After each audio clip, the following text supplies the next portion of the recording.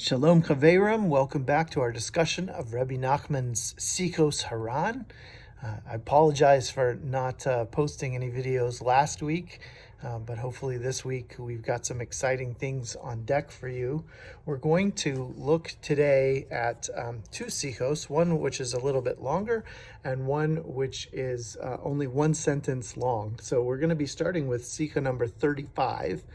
And then we're also going to cover Sicha number 36, which kind of goes along with Sicha number 35 and is very, very short. So I mentioned to you at the end of the last class that we were going to see some real sort of prophecy from Rabbi Nachman in this upcoming Sicha number 35. Where Rabbi Nachman is going to reach through time from the very beginning of the 19th century all the way into the 21st century where we are today, and tell us what we can expect from our time. And I think you'll see that he's quite accurate. Reb Nosson begins, "The Rebbe said, great atheism is coming to the world. Many times he told us that the world's many sins are resulting in great unbelief. Fortunate is he who is strong in his faith in these times. The Rebbe said that the fact he is predicting this will not prevent this godlessness and confusion from increasing, and it would still be necessary to fortify one's faith." So, Rabbi Nachman is saying that great atheism is coming to the world, and the fact that he's predicting it's going to happen is not going to prevent it from happening, right? Lots of times if someone gives you a prediction and you trust that prediction, you can avoid maybe the outcome. For example, if your stock advisor tells you, hey, I'm predicting that this stock is about to lose some value, in the next couple of days, you can take action and you can sell the stock and avoid taking that loss. Rabbi Nachman here is predicting that even though he's, predicting this great increase in atheism in the world, that it's not going to stop it from happening. So then Reb Nosson continues in the name of Rabbi Nachman, thousands of years ago, Daniel and others, the other prophets, also predicted that unbelief would proliferate in the days before Mashiach. They said, many will purify themselves and be refined and make themselves shining white. The wicked will act wickedly, and only the wise will understand. He continues, it has already been predicted that there will be great temptation before the Mashiach's coming, and many will purify themselves and be refined and make themselves shining white. Again, quoting from the prophet Daniel. Make themselves shining white in faith. Fortunate indeed is the person who resists these temptations and remains firm in his belief. He will be worthy of all the good promised to us by the prophets and sages of old. So there's this prediction, this prophecy from the book of Daniel that says that in the days before the last era before Mashiach, that there will be great temptation, and that many people will purify themselves.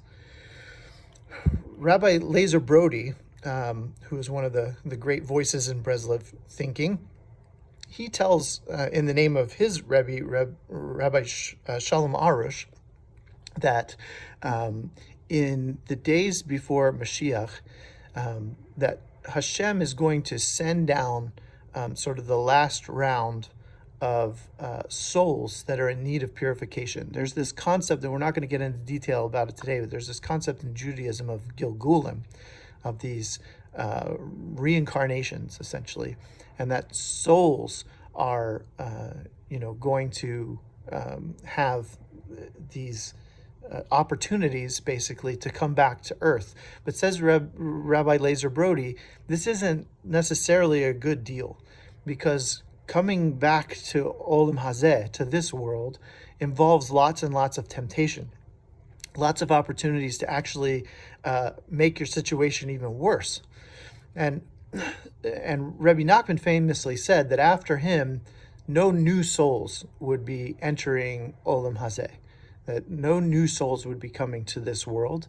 But that doesn't mean that souls would not be subject to Gilgulim, to these reincarnations in this world.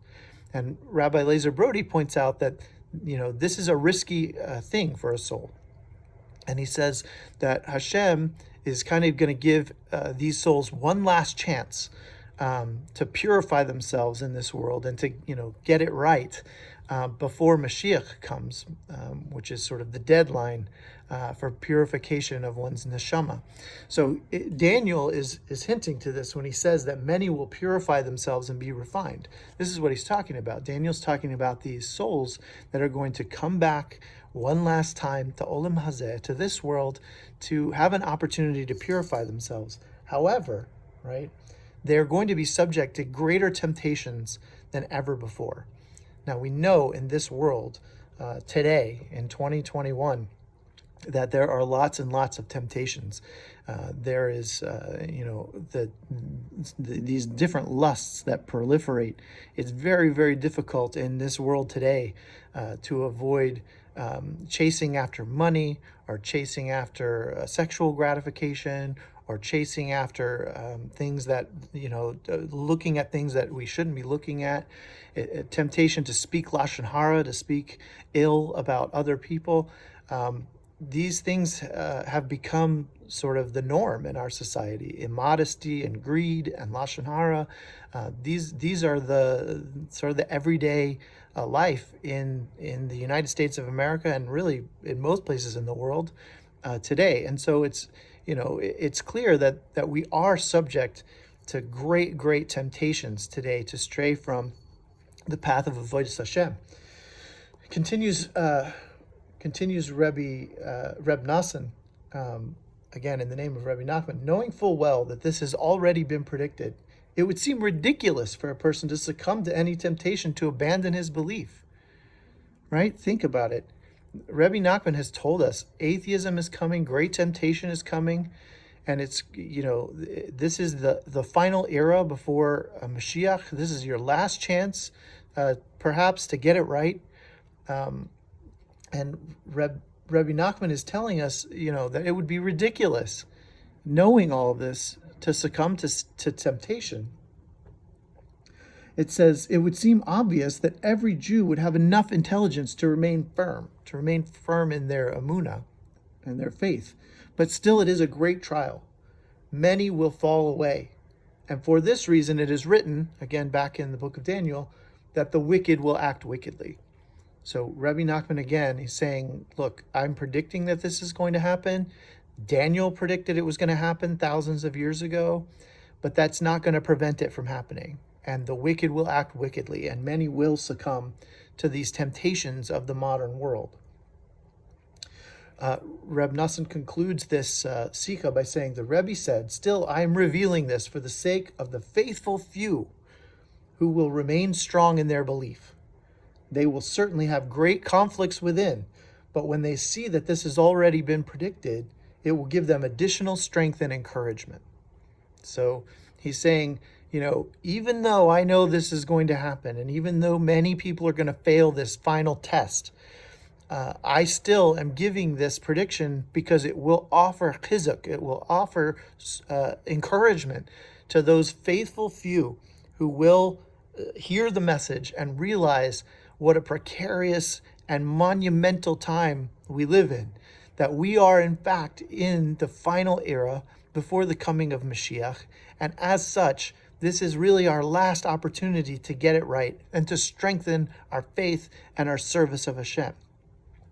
So again, he's predicting that this is all going to happen, and that despite his predictions that it's going to happen nevertheless, and that many people will fail this test.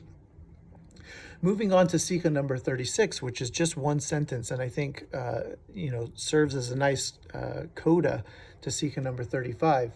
Reb Nassan writes, the Rebbe also said, there will come a time when a simple religious person will be as rare and unique as the Baal Shem Tov.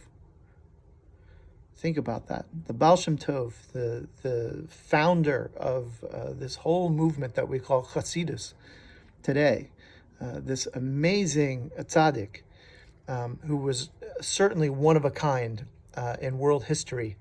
And Rabbi Nachman is saying that there will come a time when a simple religious person will be just as rare as someone like the Baal Shem Tov, that it's going to become so difficult to maintain emuna pashuta, this simple faith, that many people are going to fall away, and there's going to be so few of these people left who have this simple religious faith in Hashem.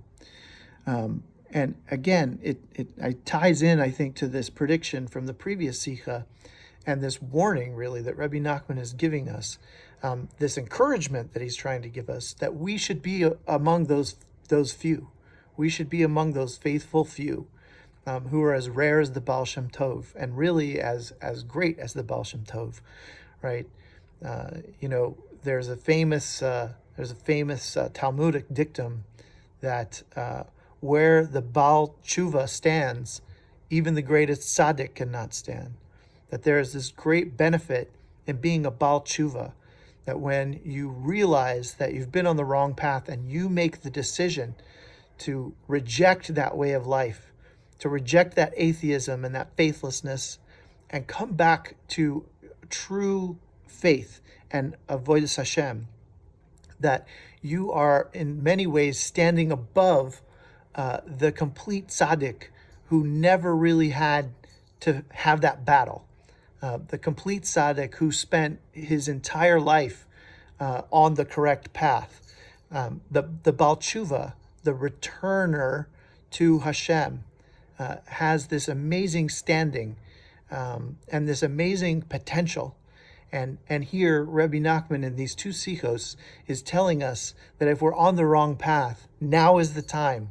Now is the time to get back on the right path, because Mashiach is coming soon, and we need to make sure that we are among the faithful few remaining when that happens. Thanks so much for tuning in. Have a good one.